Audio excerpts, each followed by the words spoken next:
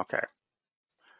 So now, what would you do different in the professional configuration? Well, there's a lot of things that's going to save you some time, get better surface finish. It's going to be a lot easier to flip this over.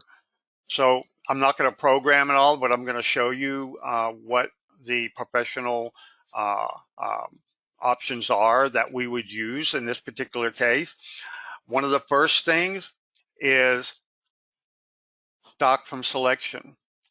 So we'll select our stock, and we're going to use the stock from selection, which means that in our stock, then we can see the actual holes. Let's go ahead and turn this off.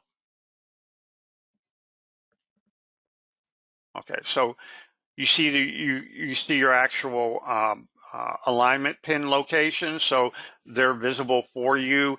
Also, if you have any kind of exterior clamping, or if you've got anything on top of this fastener, you can model those, and you can either add those as a stock, or you can go ahead and add those as a fixture geometry. But the stock from selection just allows you to get more information into your stock model. Okay, so we did the stock from selection. Um, Facing, let's just go ahead and we're just going to just show you those. We're going to go through. These are all the operations we did in the standard.